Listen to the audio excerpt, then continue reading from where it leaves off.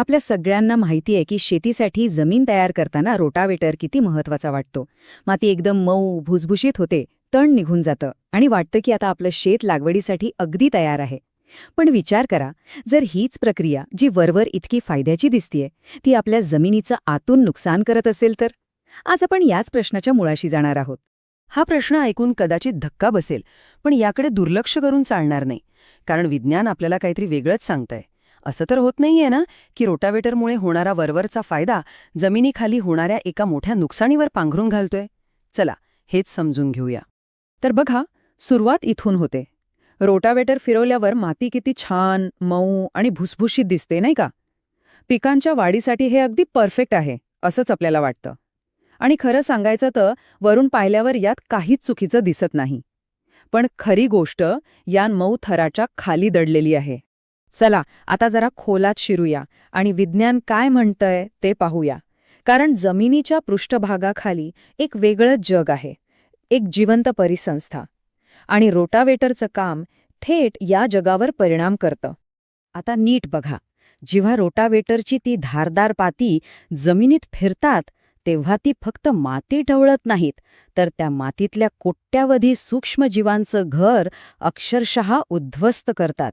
हे एक प्रकारचं जमिनीवरचं अदृश्य आक्रमणच आहे. आणि हे बघा, फरक किती स्पष्ट आहे.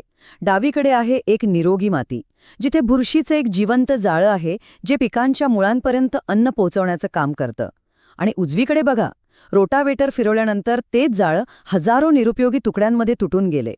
तसंच गांडूळं, जे जमिनीचे खरे मित्र आहेत, ते या प्रक्रियेत मारले जातात किंवा तिथून निघून जातात. याचा थेट परिणाम जमिनीच्या आरोग्यावर होतो. आता जमिनीखाली होणाऱ्या या विध्वंसाचा एक खूप मोठा आणि दीर्घकालीन परिणाम होतो. हळूहळू आपली सुपीक जमीन आपली ताकद गमावून बसते.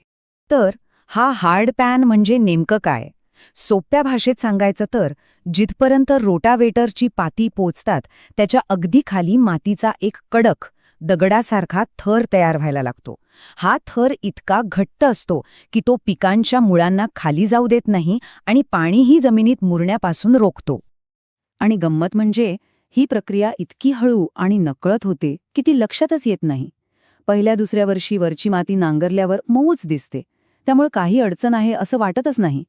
पण खरं तर प्रत्येक वर्षी जमिनीखालील तो हार्डपॅनचा थर जास्त कठीण आणि जाड होत जातो. मृदाशास्त्रज्ञ तर इथपर्यंत म्हणतात की जर ही प्रक्रिया अशीच चालू राहिली तर जमीन अक्षरशः सिमेंटसारखी कडक होऊ शकते. विचार करा, ही कल्पनाच किती भीतीदायक आहे. आता सगळ्यात महत्त्वाचा मुद्दा, याचा आपल्या खिशावर काय परिणाम होतो? जेव्हा माती पाणी धरून ठेवू शकत नाही, तेव्हा थोडा जरी पाऊस कमी झाला तरी पिकांना लगेच ताण बसतो. जमिनीची सुपीकता म्हणजे सेंद्रिय कर्ब तो हवेत निघून जातो. आणि साहजिकच जेव्हा पिकांची मुळंच नीट वाढू शकणार नाहीत तेव्हा उत्पन्न घटणार हे नक्की. हे चित्र बघा, सगळं काही स्पष्ट होईल. डावीकडे निरोगी मातीत पिकांची मुळं किती खोलवर गेली आहेत, ज्यामुळे त्यांना पाणी आणि अन्नद्रव्य भरपूर मिळतात. आणि उजवीकडे हाडपॅन असलेल्या जमिनीत ती मुळं खाली जाऊच शकत नाहीत आणि वरच्यावरच पसरतात. आणि जर आकड्यांमध्ये बोलायचं झालं तर हा फटका छोटा नाहीये.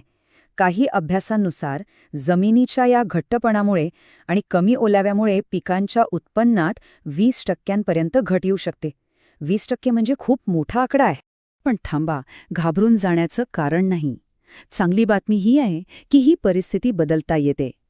आता आपण या समस्येवर मात करून जमिनीला पुन्हा जिवंत कसं करायचं याबद्दल बोलूया.